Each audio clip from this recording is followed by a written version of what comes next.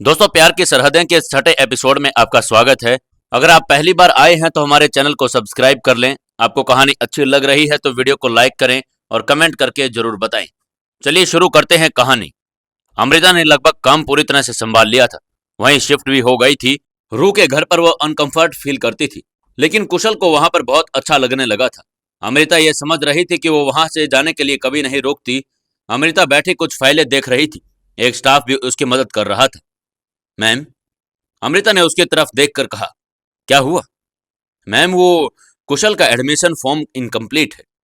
अमृता ने कहा, क्यों, क्या हुआ? इसमें उसके फादर का नाम आप लिखना भूल गई शायद। आप देख लीजिए। स्टाफ की बात सुनकर अमृता के चेहरे के रंग बदल गए। वो उसकी ओर देखकर बोली, थैंक यू याद दिलाने के लिए, पर मैं भूली नहीं, जरूरी नहीं समझा। मतलब? स्टाफ ने सवालिया नजरों के साथ उसे देखते हुए पूछा। अमृता ने कहा, मतलब मैं जरूरी नहीं समझती। कुशल सिर्फ मेरा बेटा है और मैं उसकी मां हूं और पिता भी। मगर मैम, ये जरूरी है, जो रूल है वो तो सबको फॉलो करना ही पड़ेगा। कोई जरूरी नहीं, ये सब रूल हमने ही बनाए हैं और वक्त आने पर बदले भी जा सकते हैं। उनकी आवाज करुणा जी भी वहीं पर दरवाजे के पास खड़ी होकर देख रही थी। वो अमृता को देखकर हल्के से मुस्कुराई और आकर कहा, जब बच्चे की पूरी जिम्मेदारी उसकी मां उठाए तो फिर बाप का नाम क्यों दे?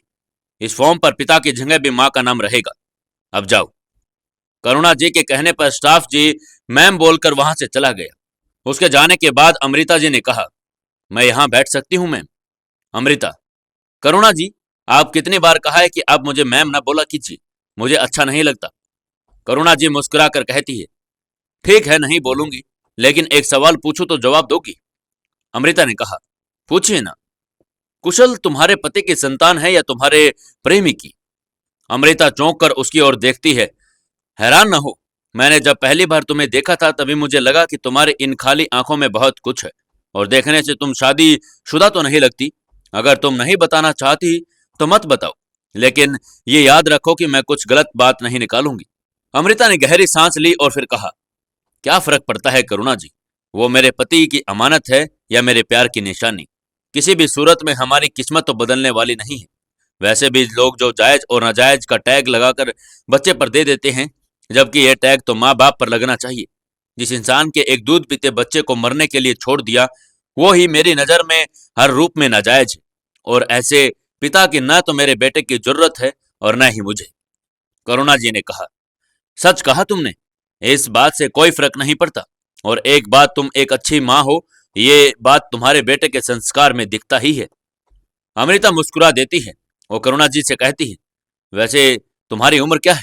अमृता ने हैरानी में पूछा। अब ये सवाल क्यों? करुणा जी, ऐसे ही तुम्हें देखकर मेरी अपनी बेटे की याद आती है, इसलिए पूछ लिया। कहाँ है वो? अब इस दुनिया में नहीं है, 3 साल पहले ही छोड़कर चली गई थी। अमृता, ओह आई एम सॉरी, क्या हुआ था इन्हें? करुणा जी ने कहा, किसी को प्यार कर बैठी और उसने चीट किया और वो बर्दाश्त नहीं कर पाई। और अमृता उनके कंधे पर हाथ रख देती है। करुणा जी उसे देखकर कहती है, तुम्हें देखा ना तो लगा कि जैसे वो ही मेरे सामने खड़ी हो गई है। तो आप मुझे अपनी बेटी ही समझ लीजिए कि वो मेरे रूप में वापस आ गई है। और हाँ, आपने पूछा ना तो 28 की उम्र है मेरी। इतनी उम्र की बेटी चलेगी आपको? करुणा जी अपनी आंखों की नमी साफ करके हल्के से हंसकर बोली, चलेगी, बिल्कुल चलेगी। वो उसके गाल छूकर बोली, अमृता, अच्छा आज मेरा जरा मार्केट जाना है, मैं रू के साथ जा रही हूँ, शाम तक जाऊंगी, तो काम आप देख लीजिएगा। ठीक है। थोड़ी देर में अमृता कुशल के साथ वहां से बाहर निकलती है और उसी समय एक गाड़ी अंदर आ जाती है। अमृता ये देखकर कहती है, ये गाड़ी किसकी है? शायद कोई किसी काम से आया हो, जाकर देखती हूँ। वो अंदर जाने लगती तो कुशल उसका हाथ खींचते हुए कहता है, मम्मा कहाँ जा रही है? चलिए ना, देर हो रही है। अमृता ने कहा, हाँ हाँ, चलती हूँ। वो मन में फिर से सोचने लगती है कि करुणा जी तो है, वो देख लेंगी। अमृता रू के घर पर पहुंचती है और फिर दोनों वहां से मार्केट के लिए निकल चले जाते हैं। इधर समीर राजवीर से कह रहा है, राजवीर, तुझे नहीं लगता कि तू मिसी के साथ गलत कर रहा है? जो कुछ भी हुआ हो, पर उसमें उस बेचारी की क्या गलती है? जानता हूं और कोशिश भी करता हूं उसके सामने नर्म होने की। जानता हूं उसमें कोई गलती नहीं, पर क्या करूं? जब भी उसे देखता हूं, उसकी बातें सुनता हूं, सब कुछ भुला हुआ उसके सामने आ जाता है। वो धोखा, वो सब गलती, ऊपर से उसका व्यवहार। एकदम अपनी माँ के जैसी ही है। समीर ने कहा, नहीं राजवीर, उसकी दिखती बेशक अपनी माँ के जैसी है, पर उसके तेवर तेरे जैसे हैं। तेरा ही गुस्सा और तेरी ही बोली बोलती है वो। तो भूल क्यों नहीं जाता कि उसकी माँ कौन है? बस इतना याद रख कि वो तेरी बेटी है, वरना कहीं ऐसा ना हो कि यह रिश्ता भी तू खो बैठे। समीर, मीटिंग कितने बजे की है? राजवीर ने बात बदल दी। समीर, क्यों कर रहा है ऐसा? इतना भी कठोर मत बन कि सब तुझे पत्थर समझने लगे। मिजाज में थोड़ी सख्ती भी जरूरी है हुजूर। लोग पी जाते समुंदर भी, अगर वो खारा ना होता। छोड़ ये सब, देर हो रही है, राजवीर ने उठते हुए कहा और आगे बढ़ गया। समीर भी उसके पीछे हो लिया। अमृता और रूह वापस आते हैं। आते आते अंधेरा हो चुका था। रूह उसे रोक लेती है कि खाना खाकर जाएं। अमृता उसकी बात मान लेती है और साथ बैठकर डिनर करने लगते हैं। अमृता जाने लगी तब रूह ने उसे रोकते हुए कहा, रुक, हम भी थोड़ी देर साथ चलते हैं। तुझे वहां छोड़ भी देंगे और वॉकिंग भी हो जाएगी। क्यों करण? बिल्कुल, मैं भी यही कहने वाला था। माना थोड़ी ही दूर है, पर अंधेरा हो चुका है तो अकेले जाना ठीक भी नहीं है। अमृता कुछ नहीं कहती, सब साथ निकल पड़ते हैं। करण कुशल को गोद में उठा लेता है। उसकी आंखें बंद हो रही थी, उसके कंधे पर सर रख देता है और चलते चलते सब बातें कर रहे थे। रू कहती है, अमृता तुझे याद है, कई बार हम चोरी छुपे इसी तरह हॉस्टल से निकलकर शहर घुमा करते थे। अमृता ने कहा, हाँ याद है, पर यह सब तेरा और दिया का प्लान होता था। मुझे तो जबरदस्ती इसमें शामिल होना पड़ता था। दोस्ती थी जो कि तुम दोनों से। हाँ, तो उसी के कारण तू थोड़ी सी बदली थी, वरना एक नंबर की बोर थी तू। हर समय बस एक जैसा एक्सप्रेशन रहता था तेरे चेहरे पर। अमृता उसे छोटी आंखें करके देखती है। बिल्कुल ऐसा देख रहे हो करण, बिल्कुल यही एक्सप्रेशन होता था इसके फेस पर। करण यह सुनकर हंस देता है और अमृता भी मुस्कुरा देती है। पर हाँ, जब तू कभी ऐसे मुस्कुराती थी ना, कसम से यार तुझ पर प्यार आ जाता था। और सच कहूं तो कई बार लगता है कि काश मैं लड़का होती तो तुझे प्रपोज दे मारती। अमृता ने उसे देखकर कहा, कुछ भी क्या क्या बातें करती रहती है तू।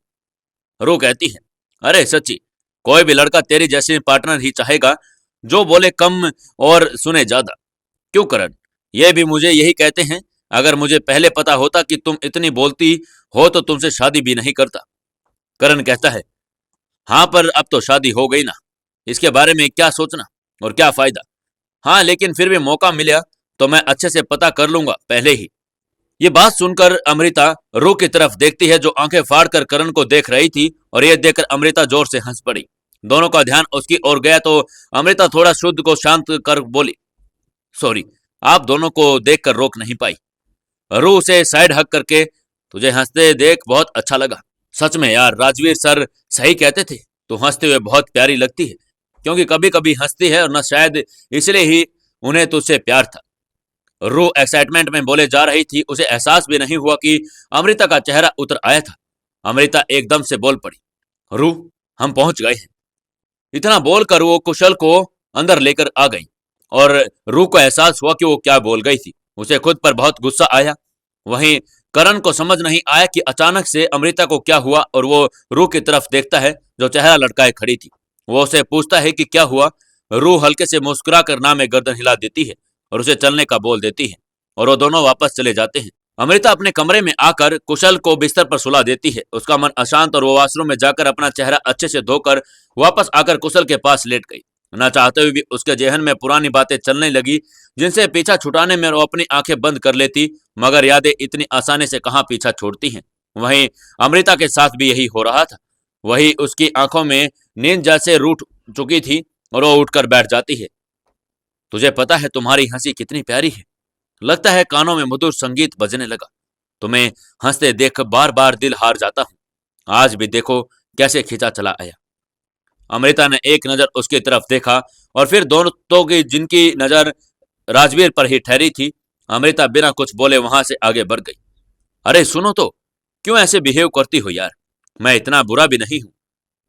अमृता नहीं सुनती और अपने कदम तेज कर लेती है। राजवीर तेजी से उसके सामने आकर उसका रास्ता रोक देता है। अरे यार, ऐसे भी क्या नाराजगी कि मुझसे बात भी नहीं करती? नहीं करती तो आप क्यों बात करना चाहते हैं मुझसे? अमृता ने अपने दोनों हाथ जोड़कर उससे कहा, प्लीज मेरा पीछा छोड़ दीजिए। वो साइड से निकलकर जाने लगी, तभी राजवीर ने उसका हाथ पकड़ लिया। क्योंकि अच्छी लगती हो तुम मुझे, अमृता ने कहा। हाथ छोड़िए मेरा।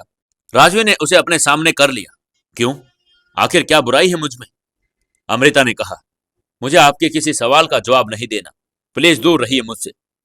राजवीर कहता है, कोशिश तो करता हूं कि दूर रहने की, पर रहा नहीं जाता। जब भी देखता हूं खींचा ही चला आता हूं तुम्हारी ओर। क्यों? आखिर क्या ऐसा है मुझ में? कॉलेज की आधी लड़कियां आपके पीछे पागल है, आपको मुझसे कहीं बेहतर मिल जाएगी, फिर मुझ जैसी मालूम मासूम सी मामूली सी लड़की पर क्यों आपका दिल आ गया? राजवीर उसे अपने करीब कर उसकी आंखों में देखकर कहता है, खबरदार जो खुद को मामूली कहा।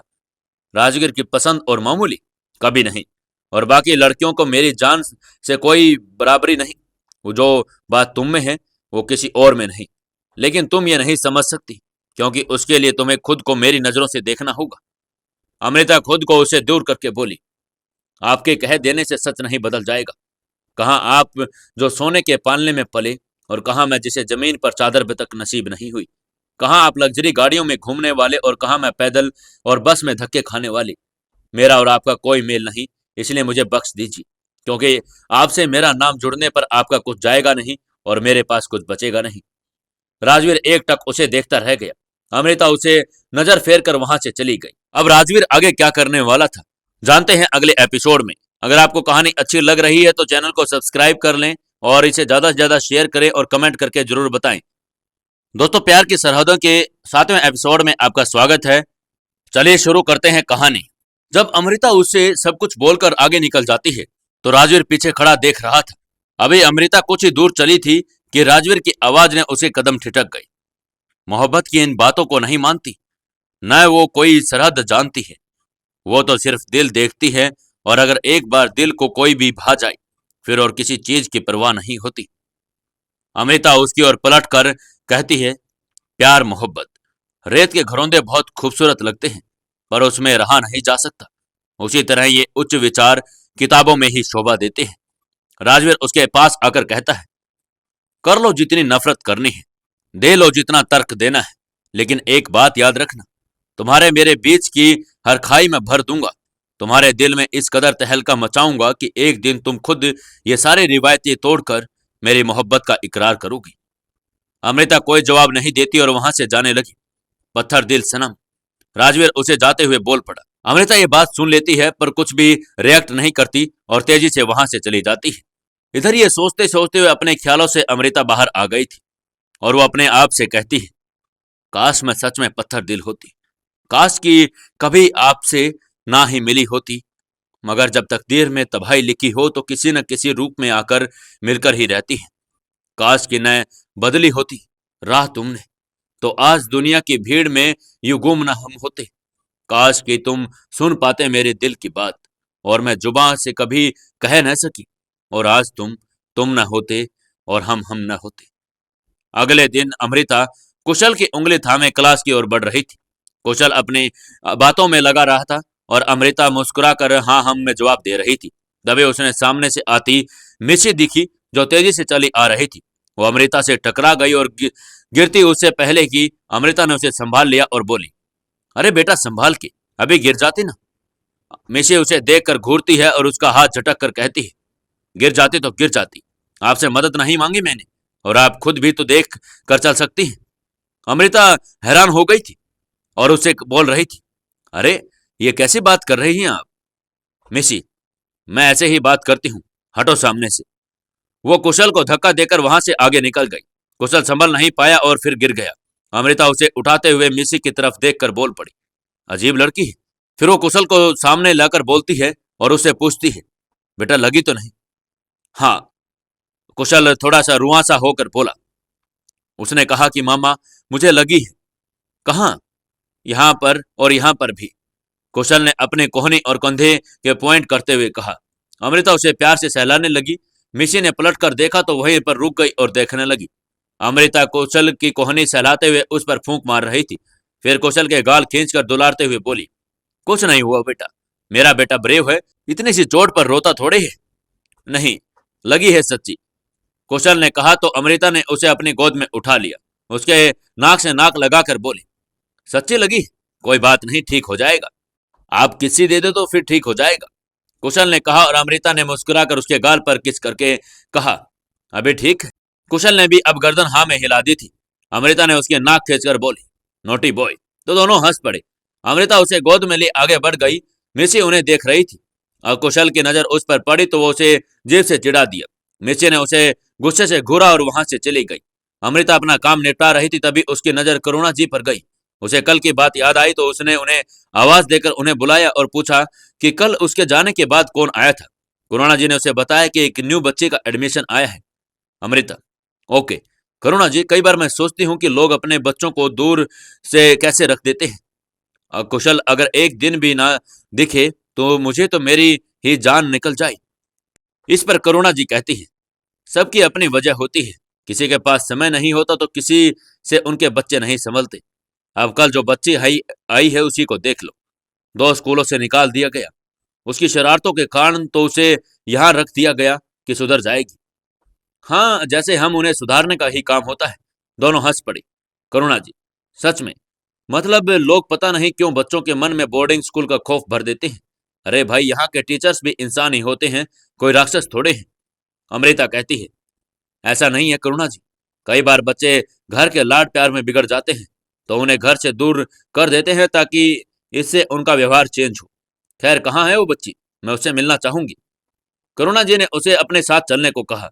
अमृता उसके साथ चली जाती है। क्लास में टीचर बच्चों को पढ़ा रहे थे और उन दोनों को देखकर सब खड़े होकर उन्हें विश करते हैं। करुणा जी उन्हें बैठने को कहती है और पूरे क्लास में नजर दौड़ाती है। दरवाजे के पास कान पकड़े खड़ी मिसी उन्हें नजर आती है और वो टीचर से कहती है, इसे क्यों खड़ा किया है? मैम, ये बड़ी बदतमीज लड़की है। मैंने कई बार इसे बुक निकालने को कहा पर इसने मेरी बात नहीं सुनी। ऊपर से मुझे उल्टा जवाब देती है कि पहले खुद पढ़ के आओ फिर मुझे पढ़ाना। यह सुनकर अमृता ने मिसी की तरफ देखा। उसे याद आया कि सुबह उसी से टकराई थी। वो उसके पास गई और घुटने पर बैठकर उसे कान के नीचे हाथ करते हुए बोली, आपका नाम क्या है? अमृता ने इतने प्यार से बोलने पर मिसी की तरफ देख गौर से देखती और बेरुखी से बोलती है, मिसी, बड़ा प्यारा नाम है।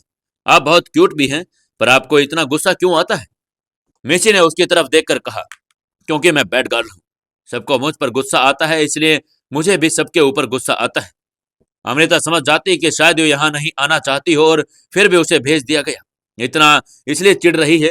और अमृता ने फिर उसे कुछ नहीं कहा, बस मुस्कुराकर उसे अपनी जगह पर बैठा दिया और टीचर से कहा, अभी नहीं है, धीरे धीरे समझ जाएगी।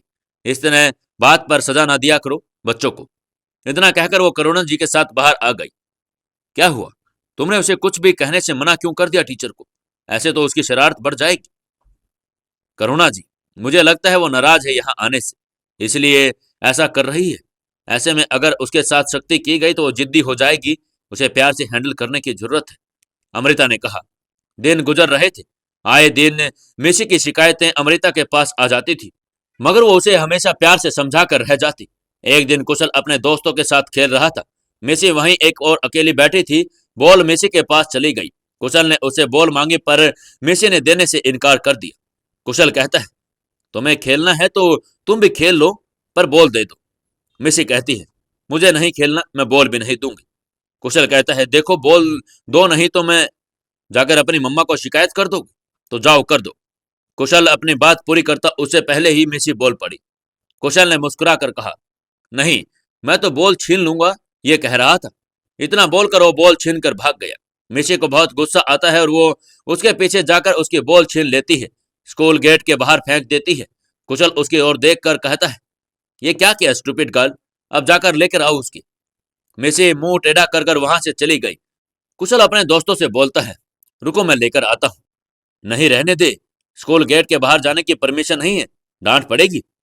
अरे कुछ नहीं होगा, मैं लेकर आता हूँ, वरना हम कैसे खेलेंगे। कुशल इतना बोलकर बाहर निकल गया। उसके दोस्त भी उसके साथ गए। कुशल को बॉल दिखाई दी। वो उसे उठाकर वापस आने ही लगा कि उसका पांव फिसल गया। सबकी चीख निकल गई। उनमें से एक भागकर अमृता के पास आया और बोला, मैम, मैम कुशल। अमृता किसी के फोन पर बात कर रही थी। उसकी तरफ घूमकर बोलती है, क्या हुआ? मैम, वो कुशल टीले से लटका हुआ है, उसका पांव फिसल गया। अमृता की आंखें बड़ी हो गई और फोन छूट गया। भागते हुए बाहर आई। सब लोग वहां पर जमा हो चुके थे। अमृता बेचैनी से कुशल को आवाज दे रही थी। अमृता की आवाज सुनकर वो वहां पर लट पी और इधर करुणा जी ने रूह को फोन कर दिया। वो दोनों भी वहां पर पहुंचते हैं और जब तक अमृता कुशल को वहां तक पहुंच गई। कुशल एक टीले को पकड़े हुए लटका हुआ था। अमृता ने झुककर उसकी ओर हाथ बढ़ाया और वहां पर नहीं पहुंच पा रही थी। डर और घबराहट के उसके हाथ भी कांप रहे थे।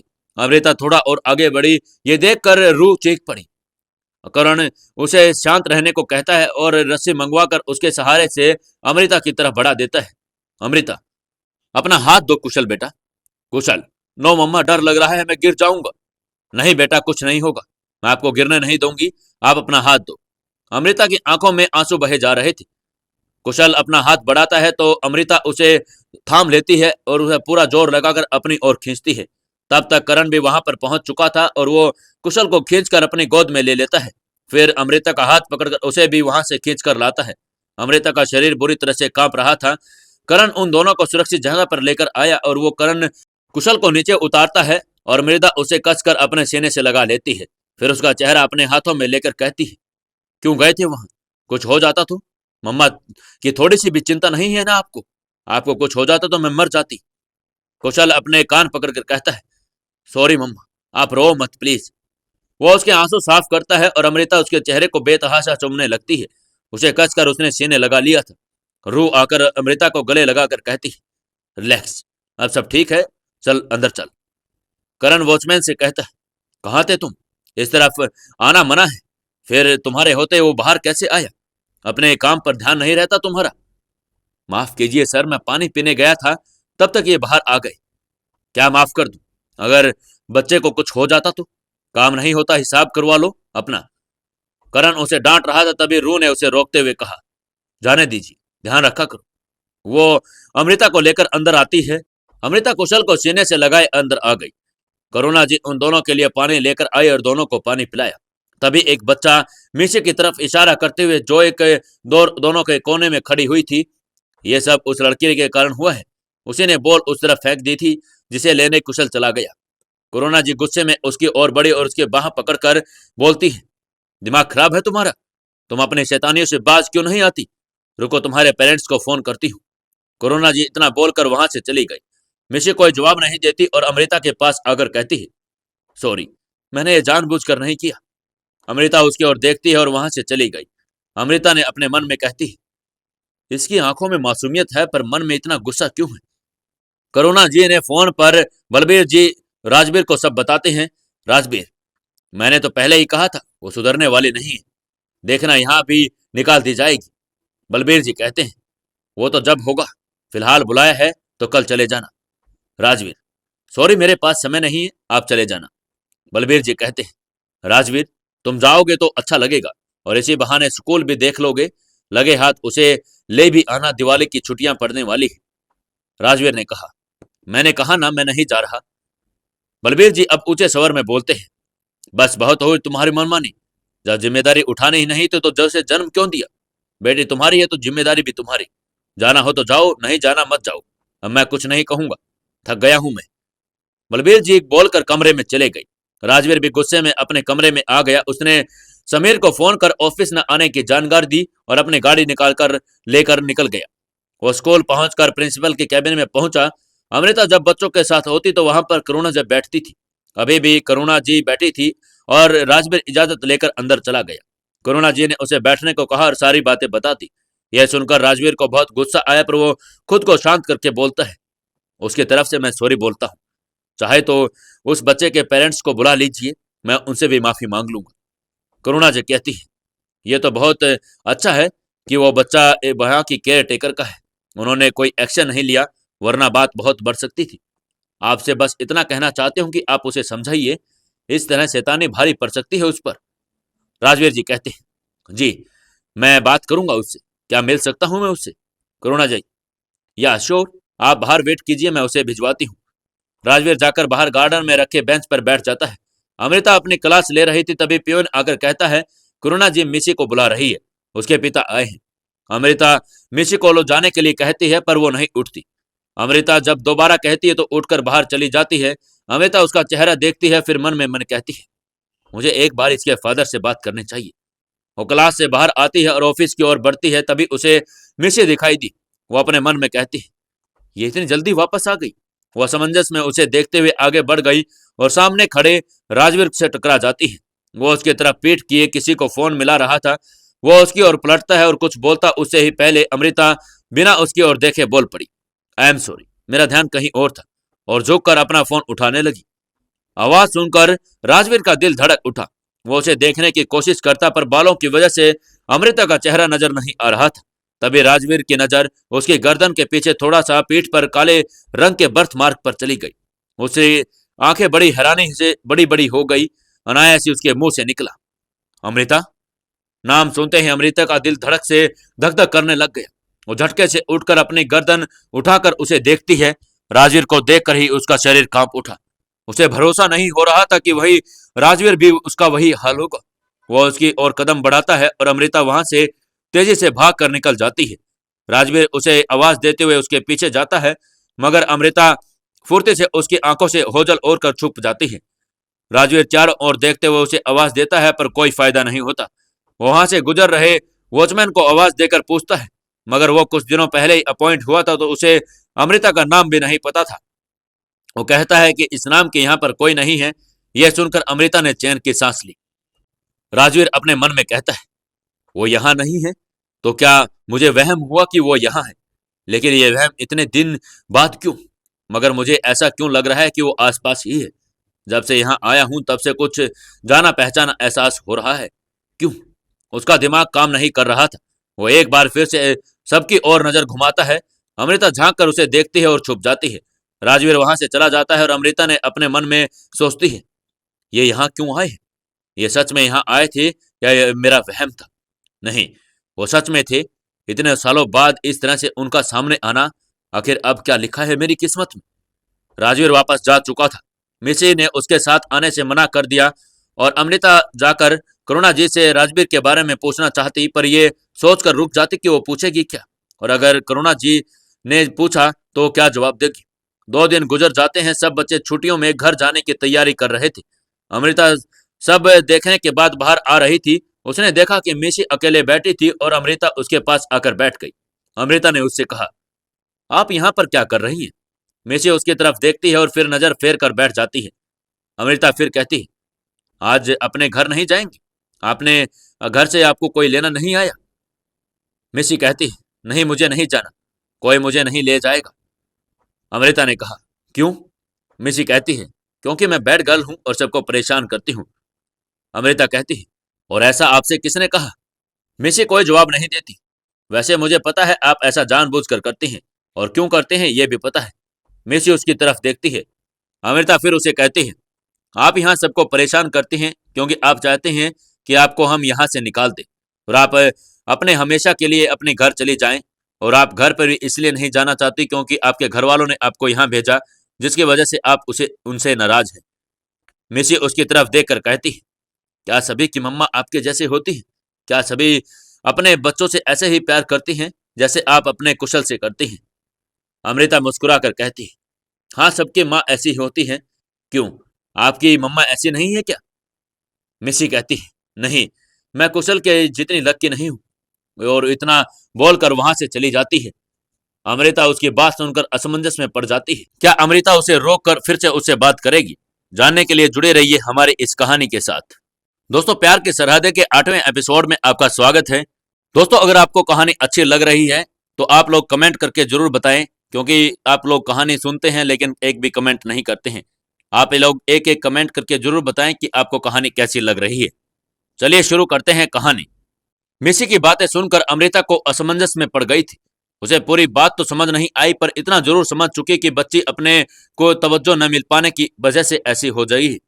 शायद उसके घर में प्यार नहीं मिल पा रहा था।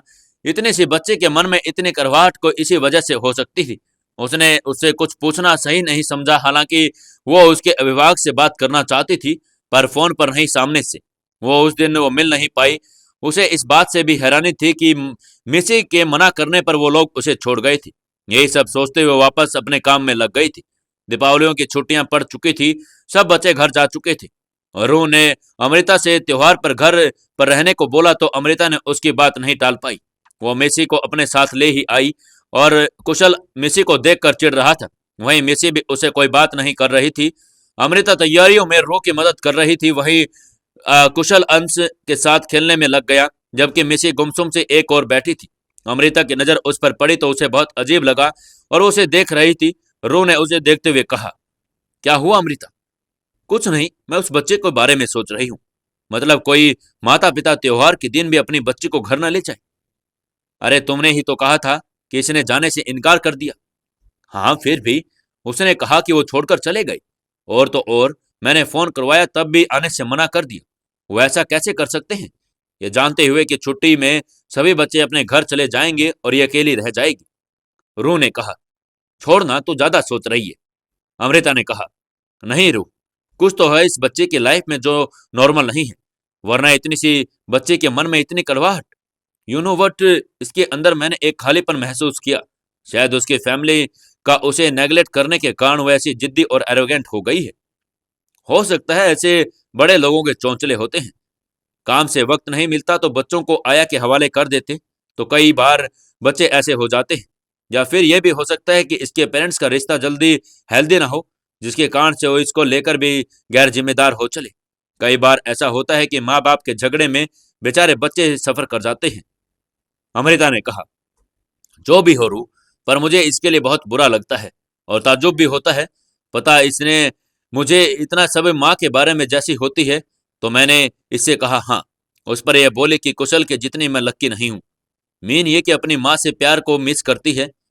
रूह, पिता को समझ में आता है कि वो अपने बच्चे को नजरअंदाज कर सकता है। खुद देख रही हूं कि माँ, पर वो माँ ऐसे कैसे कर सकती है। रोज की तरफ देखती है और उसके गाल खींचकर कहती है, वो इसलिए मेरी भोली मैया कि सब तेरी ही तरह वही होते हैं, समझी। अब मूड फ्रेश कर। अमृता मुस्कुरा देती है। दोनों काम में लग गई और अमृता काम निपटा कर मिसी के पास आकर बोलती है, तुम यहाँ अकेली क्यों बैठी हो, दोनों के साथ खेल क्यों नहीं रही। सब मुझसे हेट करते हैं, इसलिए कोई मुझे खेलने भी नहीं देता साथ में, मिसी ने कहा। यह आपसे किसने कहा कि वो आपको हेट करते हैं, अमृता ने हैरानी में पूछा। सब कहते हैं, कुशल भी कहता है। मैंने उसकी बॉल फेंक दी थी ना, जिसके कारण वो गिर गया था। अमृता मुस्कुरा कर कहती है, ये तो कोई बड़ी बात नहीं, जाकर कुशल को सॉरी कह दो और फ्रेंड बन जाओ। मिशी उसकी तरफ देखती है। अमृता पलक झपकाकर उसे जाने के लिए बोलती है। मिशी कहती है, नहीं, मैं नहीं जाऊंगी, वो गुस्सा है मुझसे कि आप मुझे यहाँ ले आई, वो बात नहीं करेगा मुझसे। अमृता ने कहा, करेगा, आप कोशिश तो करो। नहीं, वो इतना बोलकर वहां से उठकर चली गई। अमृता समझ रही थी कि इतना आसान नहीं है। रात के समय वो दोनों को खाना खिलाकर सुला देती है। अगला दिन दीपावली था और रू और अमृता पूरा घर सजा रहे थे। अमृता ने सबके लिए मिठाइयां बनाई और सब तैयारियां होने के बाद अमृता उन दोनों को तैयार करने में लग गई। दोनों एक दूसरे के मुंह से चिढ़ाए खड़े थे। अमृता देखकर मुस्कुराई और पहले कुशल को तैयार करके बाहर भेज दिया, फिर मिशी के बाल बनाने लग गई। थोड़ी देर बाद दोनों तैयार होकर बाहर आए तो रू ने उन दोनों को देखकर मुस्कुराते हुए कहा, अरे वाह, बहुत प्यारी लग रही हो दोनों, the cutest girl with the gorgeous lady. सच मृद अमृता, अगर तेरी बेटी होती तो बिल्कुल ऐसी ही होती। अमृता मुस्कुराकर मिशी की तरफ देखती है और मुस्कुरा देती है। फिर अमृता इशारा करती है कि दोनों एक साथ रू को थैंक बोलते हैं। कुशल एक और खड़ा उन दोनों को देख रहा था। अमृता मिशी की उंगली पकड़े खड़ी थी। कुशल आकर अमृता से हाथ अलग कर कर खुद को थाम लेता है और रू से बोला, बस मासी, ये मम्मा की बेटी नहीं, मैं हूं मम्मा का बेबी। हम दोनों साथ में सबसे बेस्ट लगते हैं, कृष्णा जी और यशोदा मैया के जैसे। मम्मा सिर्फ मुझसे प्यार करती है ना मम्मा। अमृता मुस्कुराकर उसके गाल खींचकर बोली, यस बेबी। अमृता का हाथ खींचते हुए बोला, चलिए ना मम्मा, हम पटाखे जलाएं। हाँ बेटा चलिए, चलकर पूजा कर लें पहले। वो उसके साथ आगे बढ़ गई। कुशल पीछे मुड़कर मिशी को जेब चढ़ाकर अमृता का हाथ दोनों हाथों से थाम लेता है। ये देखकर मिशी के चेहरे की मुस्कान जाती रही और अमृता ने देखा कि वहीं खड़ी तो रुक कर बोली, अरे बेटा, वहां क्यों रुक गई, आओ ना। मिशी उसके साथ चल दी। सबने पूजा की, घर में सब और दीपक जलाई। करण कुशल को अपने साथ पटाखे चलाने के लिए ले गया, पर कुशल का ध्यान तो पूरा अमृता पर ही था, कहीं वो मिशी के साथ न रह जाए। अमृता रू के साथ छत पर रेलिंग पर पास खड़ी थी, आसमान को देखे बातें कर रही थी। मिशी भी उनके पास ही खड़ी कुशल और करण को पटाखे जलाते देख रही थी। करण उसे भी बुलाता पर वो नहीं जाती है। रू ने कहा, आज आसमान कितना सुंदर लग रहा है ना। अमृता ने कहा, रूह, आज मिशी को देखकर मुझे तेरी याद आ गई। त्योहारों में हम सब अपने घर चले जाते पर तू कभी नहीं जाती थी। मुझे तो अब पता लगा कि तेरा घर भी था, वरना तो हमें लगता कि तेरे माता पिता ही नहीं है शायद। तूने अभी कुछ बताया भी नहीं। बताई वो बात जाती है जिसका कोई मतलब हो। माँ बाप के रहते कुछ बच्चे अनाथ होते हैं। मैं उन्हीं बदनसीबों में से थी। खैर छोड़ो ये सब बातें, आज खुशी का दिन है तो खुशी मनाते हैं। बिल्कुल सही बात है, चल पटाखा चलाते हैं। वैसे भी करण शिकायतें करते हैं कि तुम्हारी सहेली क्या आती जाती है, तुम तो मुझे देखती भी नहीं। अमृता के कदम एकदम अचानक से ठहर गए।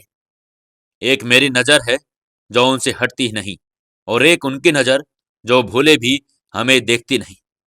रूह, क्या हुआ? रुक क्यों गई? आना, तू चल, मैं मिठाई लेकर आती हूँ। अमृता इतना बोलकर नीचे चली गई। ख्वाहिश नहीं कि उनकी निगाहों की इनायत हो हम पर, हमें तो उनकी चोर नजर का टकराना ही ले डूबा।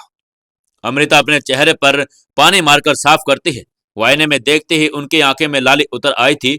वो अपना सर झटक कर मुस्कुराते हुए मिठाई की प्लेट उठाकर छत पर आ जाती है और सबको मिठाई देती है। फिर उठकर मिशी की तरफ आकर उसे खिलाने लगती है कि कुशल उसके पास आकर बोला, मम्मा मुझे आपके हाथ से खाना है। अमृता मुस्कुराकर दो टुकड़े कर दोनों को खिला देती है। फिर मिशी का हाथ पकड़कर उसे पटाखे देकर चलाने को कहती है। सब कुछ एंजॉय करते हैं और आज पहली बार मिशी को लग रहा था कि वो परिवार के साथ है। अमृता उसे लाड करना, उसका ख्याल रखना बहुत अच्छा लगता है। और देर हो चली थी, सब नीचे आने लगे, तब मिशी ने अमृता का हाथ पकड़ लिया। अमृता उसकी तरफ देखती है तो उसे बैठने को बोलती है। अमृता हैरानी में उसे देखती है और फिर मुस्कुरा कर बैठ गई। मिशी कहती है, थैंक यू, आपकी वजह से मैंने पहली बार इतना एंजॉय किया। आज से पहले किसी ने मुझसे इतने प्यार से बात भी नहीं की। सब मुझे बैड गलत बोलते हैं और पनिश करते हैं। आप बहुत अच्छे हैं, क्या मैं आपको हक कर सकती हूँ? अमृता मुस्कुराकर उसे अपने गले लगा लेती है। मिशी को एक अलग ही सुकून महसूस हुआ कि वही अमृता को भी एक अपनेपन का एहसास होता है।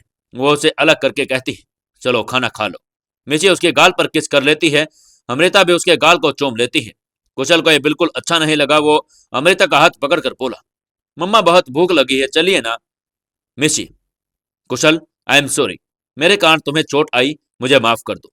आगे से मैं ऐसा कभी नहीं करूंगी, पक्का। क्या तुम मेरे फ्रेंड बनोगी? कुशल उसे घूर कर देखता है। अमृता उसे इशारा करती है कि उसे हाथ मिलाकर यस बोलती। फिर सब नीचे आते हैं और अमृता सबके लिए खाना लगाती है। कुशल धीरे से कहता है, वो मेरी मम्मा है ना, तो उनसे दूर रहना। मिर्ची उसे हैरानी से देखती है। ऐसे क्या देख रही हो? शिकायत लगाओगे मेरी मम्मा को? देखो, मुझसे दोस्ती करनी है तो मेरी मम्मा से दूर रहना, वो सिर्फ मेरी मम्मा है। अमृता खाना लेकर उनके पास आती है। दोनों को खाना खिलाने लगी। मिर्ची उठकर कमरे में चली गई। अमृता को बहुत हैरानी होती है और वो उसके पीछे जाने लगी, मगर कुशल उसका हाथ पकड़कर खिलाने को बोलता है। अमृता मुस्कुराकर कहती है, कभी कभी बहुत जिद्दी हो जाते हैं आप। वो उसे खाना खिलाती है। फिर मिशी के लिए खाना लेकर कमरे में चली जाती है। वो बेड पर चुपचाप बैठी थी। अमृता ने उसे पूछा कि वो बिना खाए क्यों चली आई, मगर उसने कोई जवाब नहीं दिया। तो उसने ज्यादा बात न करते हुए उसे खाना खिलाने लगती है। उन्हां नुकर करती है, पर अमृता उसकी नहीं सुनती और एक प्लेट में रखकर उसे सोने को कहती है।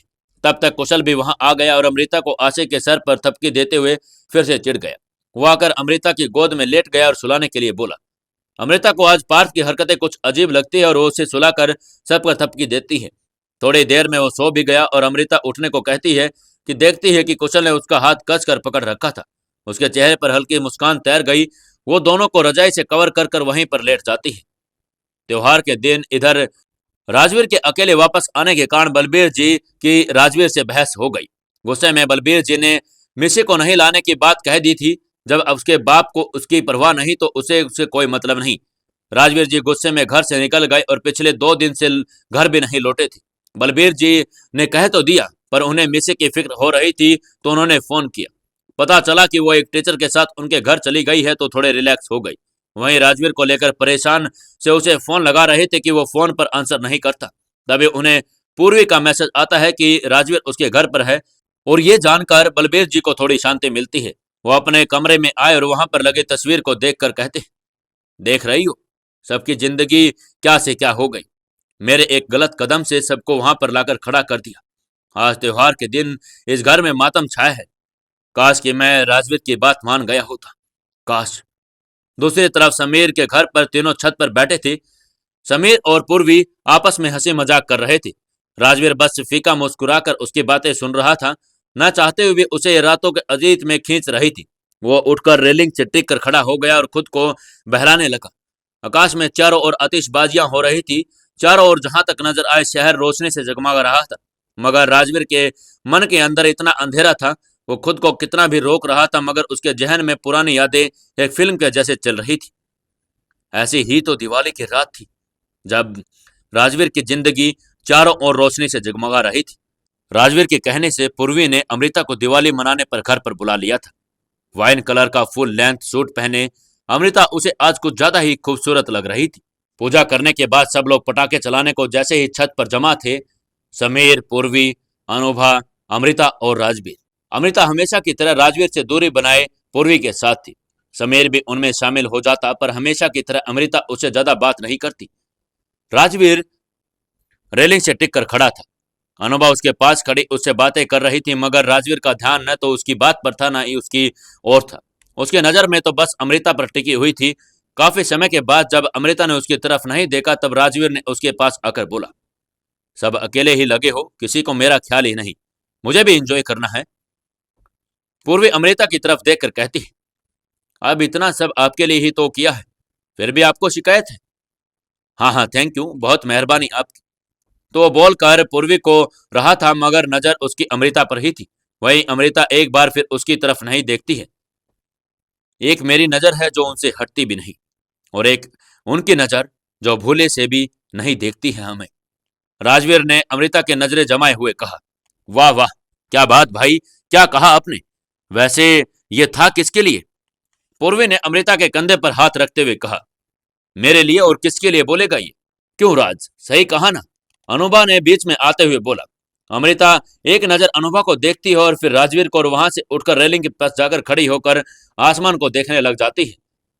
ख्वाहिश नहीं कि उनकी निगाहों की इनायत हो हम पर, हमें तो उनकी चोर नजर का टकराना ही ले डूबा। पूर्वी की अमृता के पास आकर खड़ी हो गई। राजवीर की बात सुनकर अमृता के चेहरे पर हल्की सी मुस्कान तैर गई थी, जिसे देखकर पूर्वी गला साफ करते हुए बोली, किस बात पर मुस्कुराया जा रहा है? अमृता सतर्क होते हुए बोली, वो आसमान देखो ना, आज कितना खूबसूरत लग रहा है ना। पर धरती के नजारे भी कम खूबसूरत नहीं होते, जरा नजरें तो घुमाइए। पूर्वे की बात सुनकर अमृता एक नजर राजवीर को देखती है और दोनों की नजरें फिर उलझ जाती है। अमृता तुरंत अपनी नजरें फेर लेती है और मन में कहती है, अजीब इंसान है, आंखें हैं या बटन, एक जगह टिकी तो हटती ही नहीं। राजवीर हरकत पर मुस्कुरा देता है और पूर्वी से सबको लेकर जाना का इशारा करता है। पूर्वी मुस्कुराकर अनुभा से बोली, अनुभा, चलो सबके लिए कुछ लेकर आते हैं। अनुभा, हाँ तो अमृता को लेकर जाओ ना। मैं चलती हूं ना पूर्वी, अमृता ने उसकी ओर बढ़ते हुए कहा। राजवीर ने पूर्वी को घूरा, जिसे देखकर पूर्वी बोली, अरे नहीं, तुम जरा देख लो ये सब ठीक से जल रहे हैं कि नहीं, अगर किसी में तेल कम हो तो डाल दो, मैं अनुभा के साथ चली जाती हूँ। इतना बोलकर अनुभा का हाथ पकड़े आगे बढ़ गई, लेकिन समीर अभी वहीं खड़ा था। यह देखकर राजवीर ने पूर्वी को जाने का इशारा किया तो वो चली गई। वहीं अमृता अपने काम में लग गई। समीर भी उसके साथ उसकी मदद कर रहा था। राजवीर उसके पास जाकर उसके हाथ में तेल का बर्तन लेते हुए बोला, अरे इतने में नहीं होगा, तो एक काम कर, नीचे से और ले आ, तब तक मैं मदद कर देता हूँ। समीर ने उसकी ओर देखा तो राजवीर उसके कान में धीरे से बोला, जाना यार, क्यों हवाब में कबाब में हड्डी बनकर खड़ा है। समीर एक नजर में अमृता को देखता और फिर वहां से चला गया। समीर के जाने के बाद राजवीर ने अमृता को देखता है और अमृता के हाथों से सामान लेकर एक और रख दिया और उसे खींचकर अपने बाहों में घेर लिया। अमृता की धड़कन थम सी गई और वो धीरे से बोली, ये क्या कर रहे हैं आप, कोई आ गया तो मैं क्या डरता हूं किसी से? राजवीर उसे बाहों में कसते हुए बोला, नहीं नहीं, मेरा वो। अमृता चुप होकर खुद को छुड़ाने की कोशिश करने लगी। कोशिश बेकार है, बंद कर दो, मेरी गिरफ्त से छूटना तुम्हारे बस की बात नहीं है। अमृता कुछ नहीं बोली तो राजवीर ने कहा, ओ साइलेंट किलर, तुम्हारा म्यूट बटन फिर से ऑन हो गया। अमृता अब भी कुछ नहीं बोली तो ना ही उसकी तरफ देखती है। राजवीर फिर कहता है, अब अगर नहीं बोली तो मैं तुम्हें किस कर लूंगा, फिर मत कहना कि मैंने वॉर नहीं किया। यह सुनकर अमृता एकदम से उसकी तरफ देखती है। उसकी बड़ी आंखों देखकर राजवीर मुस्कुरा कर कहता है, क्या कर लूं? नहीं। अमृता उसे दूर करते हुए एकदम से बोली। राजवीर ये देखकर मुस्कुराते हुए छोड़ देता है और उसे देखकर कहता है, कितना घबराती हो तुम, भूलो मत पत्नी हो मेरी। हाँ, लेकिन ये हम दोनों के सिवा कौन जानता है? अमृता सामने आसमान में देखते हुए बोली, पापा, उनको पता है। वो जानते हैं? अमृता ने हैरानी में कहा। हाँ, उनको बताया कि मैं तुमसे प्यार करता हूं तो वो नाराज है। वो मेरी शादी अनुभा से तय कर रहे हैं। इसी गुस्से में तो तुमसे शादी कर ली। मैंने क्योंकि मैं तो किसी और को मौका नहीं देना चाहता कि वो हमसे हमें अलग कर दे। मगर राजवीर, ऐसा कब तक चलेगा? हम कब तक सबसे अपना रिश्ता छिपाएंगे? कभी कभी बहुत डर लगता है कि कहीं मैं आपको खो न दूं। ए, ऐसा कुछ भी नहीं होगा। राजवीर पर सिर्फ उसकी जान का हक है। मुझे तुमसे कोई दूर नहीं कर सकता है। अमृता उसके कंधे पर सिर टिकाकर बोली। और राजवीर, बिता दीजिए ना सबको। अब आपसे दूर यूं अजनबी बनकर रहा नहीं जाता। सॉरी जान, मैं वो तो उसी दिन बता देना चाहता था सबको, पर तुम तो जानती हो अचानक से माँ की तबीयत खराब हो गई और पापा ने बताने से मना कर दिया। यह कहकर कि माँ को टेंशन होगी, मैं उनके साथ रिस्क नहीं ले सकता। उनकी तबीयत ठीक होते ही बता दूंगा। जानती हूं, पर मगर मन बेचैन होने लगता है। अमृता ने कहा तो राजवीर ने शरारत में कहा, तुम कहो तो तुम्हारी बेचैनी अभी दूर किए देता हूं। अमृता ने उसकी तरफ आंखों में देखते हुए थोड़ा सा नजर दूर फेर कर खड़ी हो गई। क्या हुआ? राजवीर ने पूछा। कुछ नहीं। नाराज हो गई? अरे यार, मैं तो मजाक कर रहा था। अमृता चुप ही रही। राजवीर फिर कहता है, यार तुम्हें लड़की किसने बना दिया? लड़कियां तो बोल बोल कर सिर खा जाती है और तुम जब देखो मौन व्रत धारण कर लेती हो। अमृता फिर भी कुछ नहीं बोलती। तब राजवीर रेलिंग से पीठ पर लगाकर अमृता के सामने होकर बोला, ठीक है, चलो नीचे, आज सबको बता ही देते हैं। तुम्हें भरोसा नहीं है मुझ पर? अमृता ने उसे घूर कर देखा और बोली, आपने जिंदगी में सब आसानी से पा लिया। न तो आपको हर चीज मजाक लगती है, मगर जिन्हें छोटी से छोटी खुशी भी लंबे संघर्ष के बाद मिलती है, उनसे पूछिए। किसने कहा कि सब आसानी से मिल गया? तुम्हें मनाने में पसीने छूट गए मेरे। सर के बल चढ़वाया है तुमने मुझे। अमृता अपनी तरफ देखती है और उसे गुस्से में बोलती है, अब मजाक उड़ाते रहिए, मैं चलती हूँ। वो मुड़कर जाने लगी, तभी राजवीर ने उसका हाथ पकड़ लिया। अमृता के कदम ठहर गए और उसकी ओर नहीं मुड़ी। सुनो, तुम जब यूं रूठ कर हमें देखती हो ना, जालिम और भी हसीन लगती हो। गुनाह कोई संगीन करने में दिल मचल उठता है। अमृता के चेहरे पर हल्की सी हंसी ठहर जाती है, मगर वो उसकी तरफ नहीं पलटती। उसे राजवीर की सांसें अपनी गर्दन पर महसूस हुई तो उसका बदन सिहर उठा और मुट्ठियां कस गई। वो आगे बढ़ने को हुई तो राजवीर ने उसका हाथ पकड़कर उसे घुमाते हुए करीब खींच लिया। अमृता उसके सीने से टकरा गई और उसकी सांसें ऊपर नीचे हो रही थी, तो राजवीर ने उसे सीने में अपना चेहरा छुपा लिया था। राजवीर उसकी ठुड्डी पर हाथ लगाकर उसका चेहरा ऊपर करता है। अमृता के गालों पर लाली उतर आई थी। वो अपनी नजर उठाती कि तुरंत नीचे झुका लेती। उसे अपने चेहरे पर राजवीर की नजर महसूस हो रही थी, जिससे उसके गाल जल उठे और वो अपने हाथों से अपना चेहरा ढक लेती है जो बिखरी हया की लाली तेरे गालों पर। है जो बिखरी हया की लाली तेरे गालों पर, कमबख्त काफी है शांत मन में शोले सुलगने को। कितना भी संभाले खुद को, मगर तेरा ये रह रहकर नजरें चुराना और मिलाने का अंदाज मजबूर कर देता है हमें यूं बहक जाने को। वह उसके चेहरे पर हाथ हटाता है और उसकी नजर अमृता के कांपते होठों पर ठहर गई। वह उसकी तरफ झुकता है और अमृता अपना चेहरा फेर लेती है। राजवीर के होठ उसके गाल को छू जाते हैं। अब राजवीर और अमृता क्या करने वाले थे, जानने के लिए जुड़े रहिए हमारी इस कहानी के साथ। दोस्तों, प्यार की सरहदें के 9वें एपिसोड में आपका स्वागत है। दोस्तों, एक एक कमेंट करके जरूर बताएं कि आपको कहानी कैसी लग रही है। चलिए शुरू करते हैं कहानी। और राजवीर उसे मुस्कुरा कर देखता है और कहता है, आपको नहीं लगता जान कि आपकी यह हरकतें मेरी नीयत को और बहका सकती है? अमृता ने उसके चेहरे पर सिंदूरी आभा ठहर गई थी। वो हल्के से मुस्कुराकर उसे दूर हो गई, मगर राजवीर ने उसे वापस अपने करीब खींच लाया। अमृता के पेट पर उसके सीने से लग गया और राजवीर की नजदीकियां उसके धड़कनें बेकाबू कर रही थी। राजवीर ने उसे अपनी बाहों में भर लिया तो बोली, जाने दीजिए प्लीज, कोई आ जाएगा। हर वक्त तुम्हें मुझसे दूर रहने की जल्दी क्यों रहती है? उसका चेहरा अपनी ओर करके राजवीर बोला। राजवीर, छोड़ दूं? जी ठीक है, पर पहले हमारी दीपावली की मिठाई खिलाओ। मैं लेकर आती हूँ। वो नजरें झुकाए बोली। राजवीर उसका चेहरा ऊपर करके बोला, बाजार वाली नहीं, मेरी अपनी मिठाई चाहिए मुझे।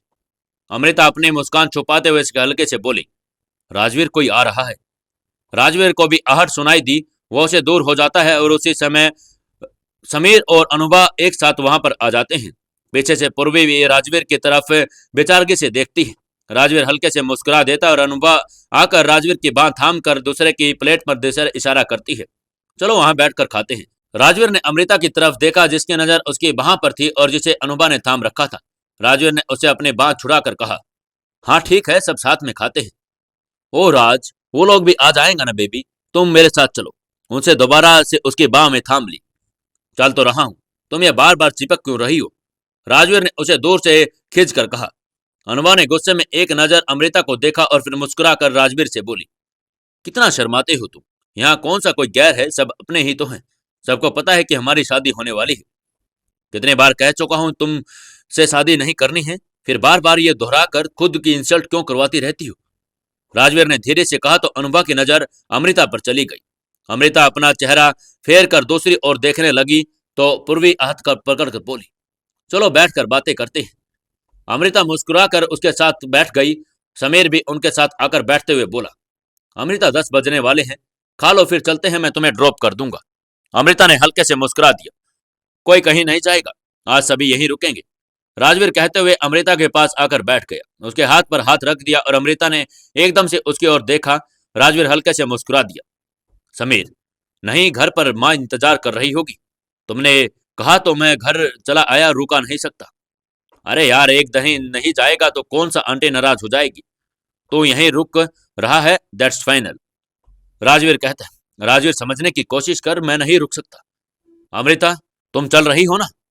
अमृता जो अपना हाथ छुड़ाने में लगी थी वो चौंक कर बोली, हाँ हाँ, मैं वो कहीं नहीं जाएगी। राजवीर ने इशारा पूर्वी की तरफ किया और पूर्वी ने कहा, नहीं पूर्वी, मैं यहां नहीं रुक सकती। तुमने कहा तो मैं चली आई, पर रुक नहीं सकती। अमृता ने कहा और राजवीर ने उसके हाथ पर कसते हुए धीरे से कहा, एक बार कहा ना तुम नहीं जाओगी, फिर जिद क्यों करती हो? जिद मैं नहीं, आप कर रहे हैं। मैं नहीं रुक सकती। क्यों नहीं रुक सकती? कौन सा मैं तुम्हें अपने कमरे में रुकने के लिए बोल रहा हूँ? पूर्वी के पास रुक जाना, पहले भी तो रुकी हो ना। राजवीर ने कहा, पहले की बात कुछ और थी राजवीर, अब ऐसे कैसे? जब आपके पापा हमारे बारे में जानते हैं तो क्या सोचेंगे? राजवीर, एक बार माँ ठीक हो जाए, सबको सच पता चल जाए, फिर हमेशा के लिए आपके पास आ जाएंगे।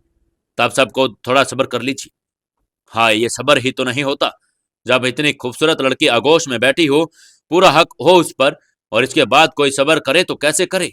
राजवीर ने कहा और अमृता मुस्कुराकर दूसरी ओर देखने लगी। इस सबके बीच की दो जोड़ी उन पर ही थी।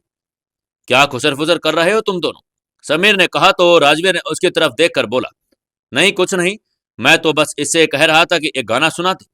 अमृता ने हैरानी में उसकी तरफ देखा तो उसकी एक आंख दबा दी। पूर्वी, हाँ यार, एक गाना सुना दो।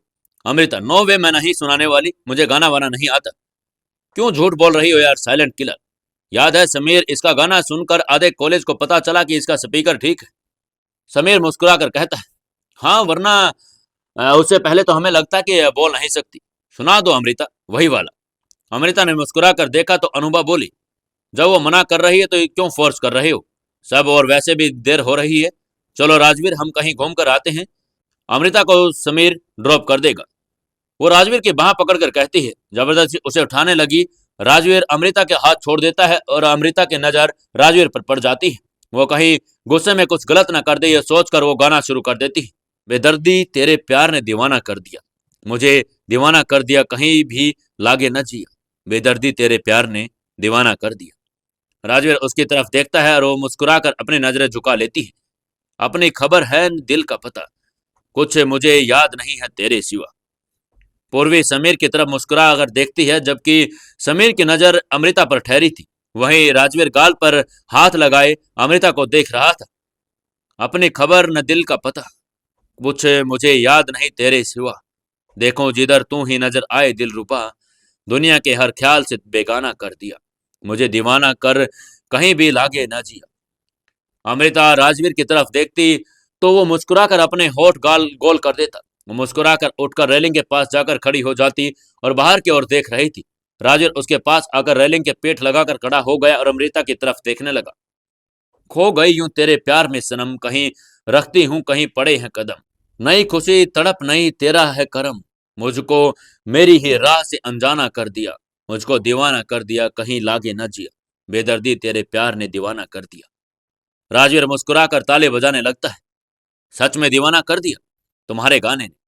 समीर कहता है, सब सच में बहुत अच्छा गाया, अब चलें। अमृता ने मुस्कुराकर राजवीर को देखा और पूर्वी के साथ नीचे चली गई।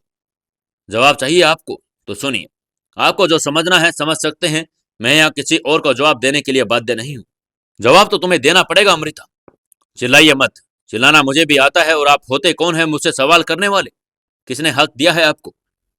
मुझे पूरा हक है, और क्यों है आपको ये बताना पड़ेगा। कैसा हक और कौन सा हक राजवीर चौधरी? कोई हक नहीं है आपको। हक है, यू गॉट डैम इट। मेरे प्यार ने हक दिया है मुझे। तुम अच्छी तरह जानती हो, किसी गैर का तुम्हारे आसपास भी होना पसंद नहीं है। कह दो, ये जो कह रही थी वो गलत है, बोलो। राजवीर ने उसकी बाहों में जकड़ते हुए कहा। अमृता उसे दूर होकर बोली, मैंने कहा ना कोई जवाब नहीं दूंगी मैं। और मुझसे सवाल करने से पहले खुद के गिरेबान में झांकी। प्यार का दावा मुझसे करते हैं और रात किसी और के साथ गुजारते हैं। जिसके खुद के चरित्र में दाग हो वो दूसरों पर उंगली नहीं उठाते। अमृता, तुम अच्छी तरह जानती हो कि मैं तुम्हारे अलावा किसी और के बारे में सोच नहीं सकता। और मैं इतने नशे में नहीं हूं कि मुझे नहीं पता चले कि उस रात तुम मेरे साथ थी। अनुभा नहीं, राजवीर ने गरजते हुए कहा। खुद को बहलाइए इस बहाने से, मुझे नहीं। आप कितने नशे में थे मुझे नहीं पता, पर मैं पूरे होश में थी और खुद अपनी आंखों से देखा अनुभा के साथ। इन बातों का अब कोई मतलब भी नहीं, क्योंकि मैं आपसे अपना रिश्ता तोड़ती हूँ और मेरे साथ तो वफा नहीं निभा पाई। उम्मीद करती हूँ कि उसके साथ वफादार रहेंगे। बोलते हुए उसके होठ कांप रहे थे और लाख कोशिश करने के बाद भी उसकी आंखें नम हो चुकी थी। वो एक नजर सबको देखती है और वहां से तेजी से निकल जाती है। जब राजवीर इन ख्यालों से बाहर आया तो अपने रेलिंग पर हाथ मारते हुए चीख पड़ा, क्यों क्यों बोला इतना बड़ा झूठ? समीर और पूर्वी उसके पास आते हैं और समीर उसका चेहरा अपनी ओर करता है। उसकी आंखों में नमी और चेहरे पर गुस्सा था। समीर ने कहा, क्या हुआ? क्यों झूठ क्यों बोला उसने? माना कि मेरी गलती थी, मुझसे उसे ऐसा सवाल नहीं पूछना चाहिए। पर वो ये जानती थी न कि उसे लेकर मैं कितना पजेसिव हूं। उसे समझना चाहिए कि मैं उससे गुस्से में भी सच बोल गया। उसके करीब आना तो दूर, कोई उसका जिक्र भी करे तो ये बर्दाश्त नहीं होता मुझे। बात शक की नहीं, बात यहाँ हक की थी, जो उसने खुद दिया था मुझे। फिर क्यों एक झटके में रिश्ता तोड़ गई, और क्यों मुझे अपनी गलती रियलाइज करने का मौका भी नहीं दिया?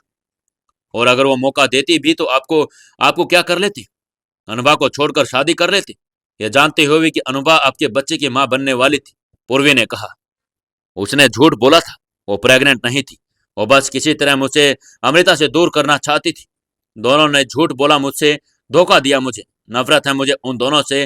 दोनों ने मेरी जिंदगी का तमाशा बना दिया, राजवीर ने चिल्लाकर कहा। समीर ने उसे गले लगाकर शांत करने के लिए कहा और मन में कहा, वो मजबूर थे मेरे दोस्त। कई बार मन करता है कि तुम्हें सब बता दूं, फिर यह सोचकर चुप हो जाता हूं कि सच बताने के बाद तू खुद को गुनहगार न मान जाए। आज कम से कम नफरत तुझे जीने तो दे रही है। सच जानकर उस गिल्ट में तू घुट जाएगा। वो दोनों उसे लेकर नीचे आ जाते हैं। वक्त अपनी गति से आगे बढ़ता है। मिसी अब अमृता के व्यवहार से कारण उसके घुलने मिलने लगती है। बच्चे के साथ लड़ना भी कम कर दिया उसने, और अमृता अक्सर उसे अपने हाथों से खिलाती थी। एक दिन अमृता बच्चों को देखने जा रही थी। उसकी नजर मिसी पर पड़ गई। वो बाहर खड़ी थी। शाम होने वाली थी। अच्छी खासी ठंड थी और मिसी को वहां अकेले खड़े देखकर अमृता को हैरानी हुई। वो उसके पास आई और उसका चेहरा अपनी ओर किया। अमृता ने देखा कि उसकी आंखें बंद हो रही थी। उसने उसके गाल पर हाथ लगाया जो ठंडे पड़े थे। उसने स्टाफ को आवाज लगाई और उसे उठाकर कमरे की तरफ भाग गई। पर मिसी को क्या हो गया था, जानने के लिए जुड़े रहिए हमारी इस कहानी के साथ। दोस्तों, प्यार की सरहदें के 10वें एपिसोड में आपका स्वागत है। दोस्तों, अगर आपको कहानी सच में अच्छी लग रही है तो प्लीज एक एक कमेंट तो जरूर करो। दोस्तों, आप कहानी सुनते हैं, कमेंट नहीं करते, और वीडियो को लाइक भी जरूर करना। चलिए शुरू करते हैं कहानी। अमृता मिसी को लेकर अपने कमरे में भागी और करुणा जी को आवाज लगाई। करुणा जी बाकी स्टाफ को आवाज सुनकर उसके पीछे आ गई। करुणा जी, बच्चे की तबीयत ठीक नहीं है, जल्दी से डॉक्टर को फोन कीजिए, अमृता ने मिसी को हाथ से मलते हुए कहा। तभी वहां पर कुशल भी आ गया।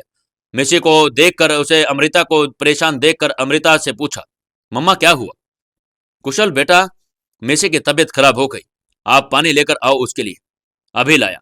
कुशल इतना बोलकर चला जाता है और गिलास में पानी लेकर वहां आ गया। अमृता पानी लेकर मिसी को पिलाती है और करुणा जी से कहती है, करुणा जी बात हुई? हाँ हो गई, वो बस थोड़ी ही देर में आ जाएंगे। कुशल को अमृता को ऐसे परेशान देखना अच्छा नहीं लग रहा था। वह भी मिसी का हाथ रब करते हुए बोला, मम्मा परेशान मत हो, मिसी जल्दी ठीक हो जाएंगे। अमृता हल्के से मुस्कुराकर मिसी की अच्छे से कवर कर दिया और उसके सर पर हाथ फेरती है, स्टाफ की तरफ देखकर। ये इस समय बाहर अकेली क्या कर रही थी? मैम, रोबिका मैम ने उसे सजा दी। वो सुबह वहीं से खड़ी थी और मैंने अंदर जाने को कहा, मैम ने उसे अंदर नहीं आने दिया, एक स्टाफ ने कहा। और यह बात आपने मुझे बताना जरूरी नहीं समझा? अमृता ने उसकी तरफ देखकर कहा। सॉरी मैम, मेरे ध्यान से उतर गया। अमृता ने गुस्से में घूरा और रूबिका के पास आकर बोली, क्या ये सच है? जी मैम, वो बात नहीं सुन रही थी, ऊपर से बदतमीजी कर रही थी तो मैंने उसे बाहर खड़ा कर दिया। रूबिका जी, बच्चे शैतानी करते ही हैं, इसका मतलब ये नहीं कि आप उसे इस तरह सजा दें।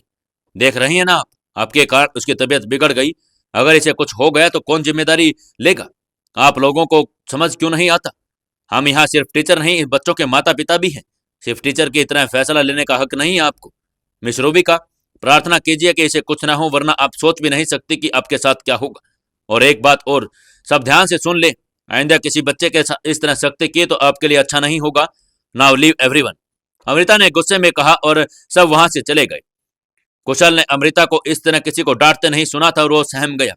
अमृता मिसी के पास बैठते हुए बोली, करुणा जी, और कितना वक्त लगेगा उन्हें आने में? थोड़ी देर में पहुंच जाएंगे, तुम चिंता मत करो। चिंता तो होगी ना करुणा जी, इसके घर वालों ने अगर एक्शन लिया तो मुझे रू से बात करनी होगी, उसे सब बताना होगा और उसे घर भी कंफर्म करना होगा। और आप इसके लिए घर पर फोन लगाइए। इतना बोलकर रू को फोन लगाकर सब बताती है। रू ने कहा, रिलैक्स अमृता, सब ठीक हो जाएगा, डॉक्टर को देख लेने दो। दरअसल हम लोग शहर से बाहर हैं, कल आएंगे, आकर मिलते हैं तुझसे। जैसा भी बताना, डोंट वरी, पैनिक मत हो। तुम चिंता मत करो, मैं संभाल लूंगी, अमृता ने कहा। यह हुई ना बात। अच्छा, मैं बाद में बात करती हूँ। रू ने फोन कट कर दिया। डॉक्टर साहब आ गए हैं, करुणा जी ने कहा और अमृता तुरंत उनके ओर घूम गई। डॉक्टर आकर मिसी का चेक करने लगे। अमृता, इसके दादा ने जो नंबर दिया था वो नहीं लग रहा है। और कोई नंबर नहीं है क्या? हाँ, एक नंबर और है, शायद इसके फादर का, रजिस्टर में है, और लेकर आती हूँ। इतना बोलकर करुणा जी जाने लगी। करुणा जी, अमृता की आवाज पर रुक कर उसकी तरफ देखा। आप फोन लगाकर मुझे दीजिएगा, मैं खुद बात करूंगी, आखिर जवाबदाही मेरी बनती है। करुणा जी हामी भरकर वहां से चली गई। राजवीर समीर के साथ किसी मीटिंग से लौट रहा था। कुछ दूर आगे एक गाड़ी एकदम से रुक गई। राजवीर ने कहा, क्या हुआ? ड्राइवर, पता नहीं साहब, एकदम से बंद पड़ गई, देखना पड़ेगा। इतना कहकर वो बाहर आ गया और गाड़ी देखने लगा। राजवीर भी बाहर निकला और समीर भी। शाम का समय, थोड़ा थोड़ा अंधेरा गिर रहा था, मौसम भी खुशनुमा बना हुआ था, ठंडी ठंडी हवाएं चल रही थी। समीर कहता है, सर्दी है पर मौसम कितना अच्छा लग रहा है ना? राजवीर ने हम करते हुए अपनी हाँ में गर्दन हिला दी। चल चलकर वहां बैठते हैं, जब तक गाड़ी भी ठीक हो जाएगी। समीर ने सड़क किनारे एक रंग के बेंच पर जाकर बैठने का इशारा किया। दोनों वहां पर जाकर बैठ गए और सड़क के दूसरी ओर एक लेक थी जिसके किनारे पर लोग चहलकदमी कर रहे थे, तो कोई वहां पर बैठकर नजारे का लिफ्ट ले उठा रहे थे। राजवीर सबकी ओर देख रहा था, तभी उसके पास से एक आइसक्रीम पार्लर में खड़े एक जोड़े पर पड़ गई। लड़की को देखकर लग रहा था जैसे नई नई शादी हुई हो उनकी। दोनों वहां पर आइसक्रीम का लुत्फ उठा रहे थे और राजवीर अपनी सर झटक कर दूसरी ओर देखने लगा। तभी एकदम से उसके कान में एक आवाज गूंजी, आपसे कितनी बार कहा है कि ऐसे शर्ट के बटन खोलकर घुमा मत कीजिए, कोई आपको घूरती है तो बहुत गुस्सा आता है मुझे।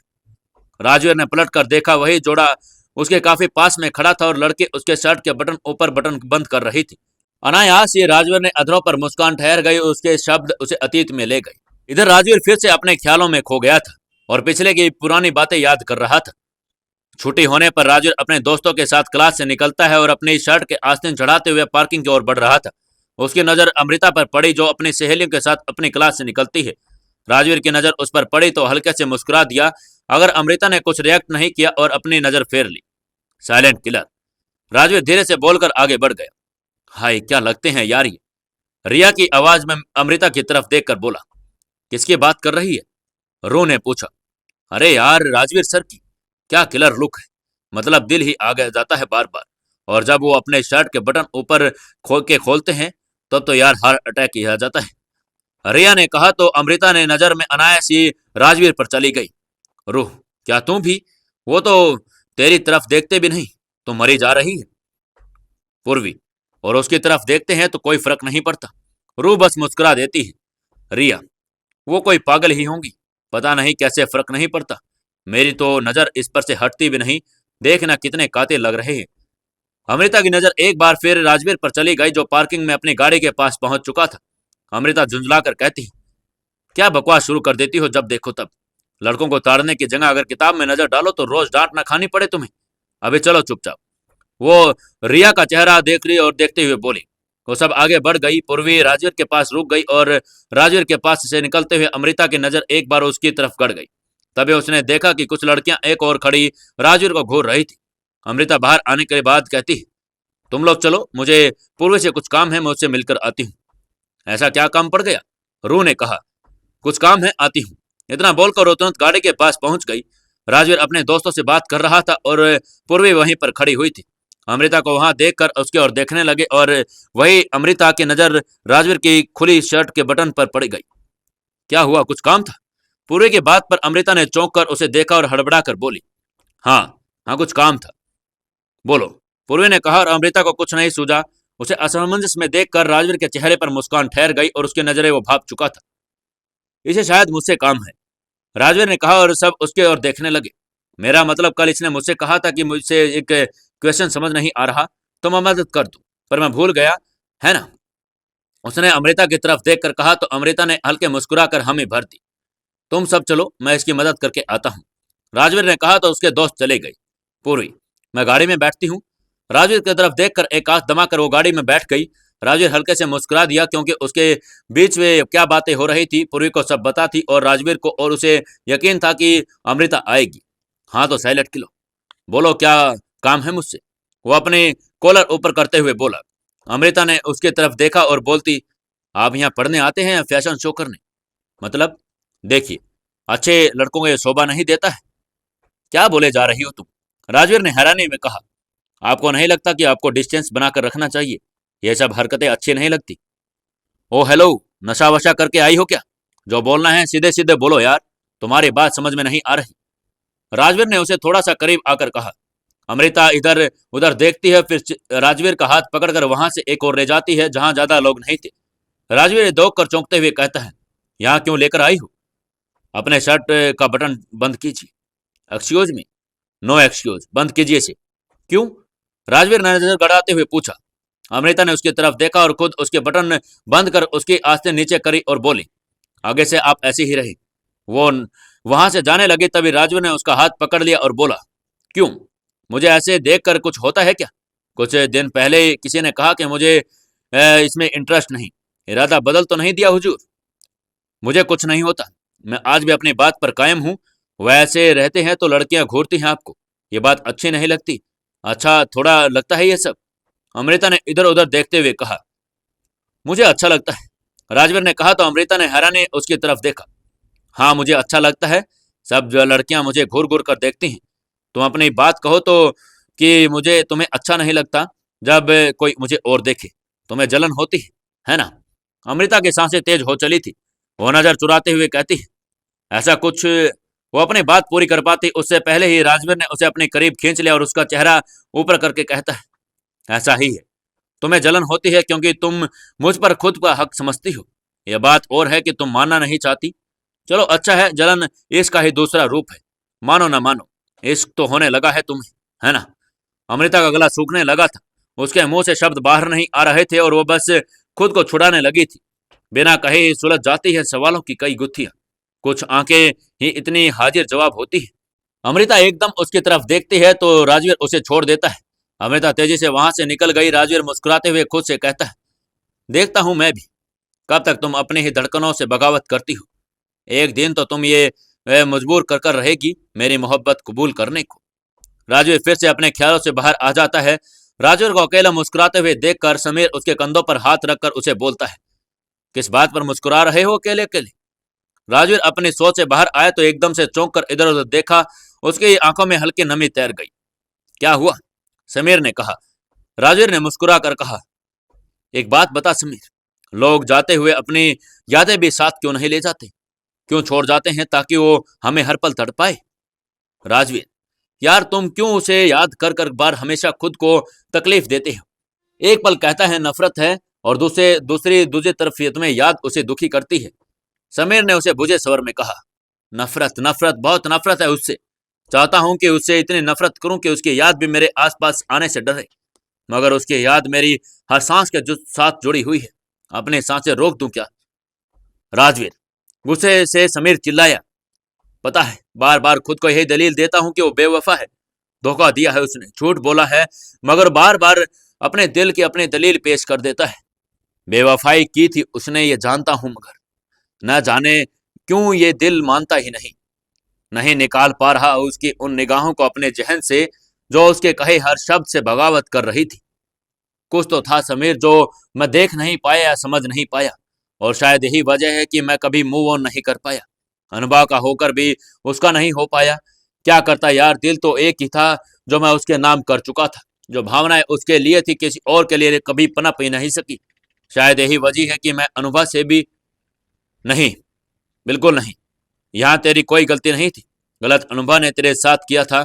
अपने स्वार्थ के लिए उसने तुझे धोखा दिया, छल किया था तेरे साथ। समीर ने उसकी बात बीच में ही काट दी। जानता हूं, इसलिए तो उसके नाम से भी चिढ़ है मुझे, पर उसे भी ज्यादा गुस्सा आता है। शायद उससे ज्यादा गलती मेरी थी। मुझे अमृता से ऐसे सबके सामने सवाल नहीं करना चाहिए था। वो हमेशा कहती थी कि प्यार का दूसरा नाम भरोसा है, और शायद मैं वहीं चूक गया। इसलिए उसने मुझे सच नहीं बताया और कोई सफाई नहीं दी। मुझ पर इल्जाम लगाकर चली गई, हमेशा हमेशा के लिए। पता है, मेरी वजह से बहुत कुछ सहा है उसने। जब से मुझे जुड़ी सबसे तकलीफ ही मिली है उसे। शादी के बाद उसे शादी का कोई सुख नहीं दिया मैंने। तुझे पता है, वो अक्सर कहती कि उसका मन होता है कि मेरा नाम 16 श्रृंगार करके पूरे हक से मेरी बाहें थामे सड़कों पर घूमे, मेरे कंधे पर सर रखकर ढेर सारी बातें करे, ढेर सारी बातें। एक एक शब्द तो गिन गिन कर बोलती वो साइलेंट किलर। एक सिंपल से लड़की के सिंपल से सपने, वो भी पूरे नहीं कर पाया मैं। बहुत गुस्सा आता है खुद पर। राजवीर, तो क्या तू उससे नाराज नहीं है? किसने कहा? खुद से नाराजगी है, पर मेरी इस सब से मतलब नहीं कि वो सही थी। गलत तो थी वो, चाहे मन से कहो या गुस्से में कहा हो। उसका हर शब्द तीर से लगे मेरे सीने में। माना मैंने गलती की, मगर उसने एक मौका तो दिया होता मुझे। रातों रात गायब हो गई, छोड़कर मुझे अकेला। नफरत है मुझे उससे, क्योंकि मैंने जो किया था अनजाने में किया, पर उसने जानबूझकर किया। कभी माफ नहीं कर सकता मैं उसे। फिर उसे ढूंढने की कोशिश क्यों की तूने? समीर ने कहा। क्योंकि कुछ अनसुलझे सवाल छोड़ गई थी वो, जो मुझे चैन नहीं लाने देते। मुझे उनके जवाब चाहिए, पर पता नहीं कौन सी दुनिया में उसने बसेरा कर लिया कि मिली भी नहीं। ये बात तो आज तक मेरी समझ में नहीं आई। किसी भी रिकॉर्ड में उसका कोई पता नहीं दर्ज है। कैसे? कहीं तो रहती होगी वो। इतने वक्त से तो हमारे साथ थी। न तुझे न उसकी सहेलियों को ही उसके पता उसका मालूम है। कैसे हो सकता है ये? अगर वो अनाथ थी तो किसी अनाथ आश्रय में उसका जिक्र किया होता। कभी बताया ही नहीं उसने। कभी जिक्र भी किया उसकी फैमिली का तो इतना ही कहती उसका कोई नहीं है। छोड़ ना ये सब। तुझे एक बात तो बताई ही नहीं। महीने पहले जब मैं मिशी को स्कूल लेकर आया था, तो मैंने अमृता को वहां पर देखा था। क्या? समीर ने चौंक कर कहा। मुझे लगा ऐसा, पर पता करने पर पता चला कि मेरा महम था। पर एक बात अजीब हुई। जब वो मेरे सामने थी, मुझे लगा कि वो मेरे सामने है। उस समय मुझे कोई गुस्सा और कोई नाराजगी याद नहीं थी। मन किया कि उसे कसकर सीने से लगा लूं। वो नहीं थी। वहम हुआ कि मुझे एक बार अजीब सा एहसास हुआ, मुझे जैसे कि मेरे आसपास हो, मालूम नहीं क्यों। साहब, चलिए, गाड़ी ठीक हो गई, ड्राइवर ने कहा, तो दोनों उठकर गाड़ी की तरफ बढ़ गए। तभी राजवीर का मोबाइल रिंग हुआ। उसने नंबर देखा कि हैरानी में फोन आंसर किया। हेलो, अमृता, फोन लग गया है, बात करो। करुणाजा ने अमृता की तरफ फोन बढ़ा दिया। अमृता ने फोन लेकर कान से लगाया और बोला, हेलो, क्या मैं मिशी के फादर से बात कर सकती हूँ? आवाज सुनकर राजवीर एक पल के लिए शॉक्ड हो गया। उसने कुछ बोला नहीं गया। देखिए, मिशी की तबीयत थोड़ी बिगड़ गई है, आप प्लीज यहाँ आ जाइए। हेलो, हेलो, आप सुन रहे हैं ना? कोई आवाज न आने पर अमृता ने करुणा जी की तरफ फोन बढ़ा दिया और कहा, आवाज नहीं आ रही, आप वापस लगाइए और ये सब बता दीजिए। कहिए कि हो सके तो मिशी के माता पिता यहाँ आ जाएं। इतना कहकर वो डॉक्टर से बात करने लगी और करुणा जी ने फोन कट कर दिया। दोबारा डायल करने लगी। अमृता। शिवेन ने जैसे ही अमृता का नाम लिया, समीर ने चौंक कर उसकी तरफ देखना। वो उसे कुछ पूछ पाता उससे पहले ही उसका दोबारा फोन रिंग हुआ। करुणा जी से बात करने के बाद राजवीर ने समीर को मिशी के बारे में सब बताया और उसे घर भेज ड्राइवर के साथ खुद मिशी के स्कूल की ओर चल पड़ा। उसके कानों में बार बार अमृता की आवाज गूंज रही थी। वो अपने आप से बोल रहा था, क्या वो सच में उसकी आवाज थी या कोई मुझे भ्रम हो रहा है? वो खुद में ही उलझा हुआ था। क्या स्कूल जाने के बाद वो अमृता से मिल पाएगा, या फिर आज भी अमृता से उसकी मुलाकात नहीं होगी?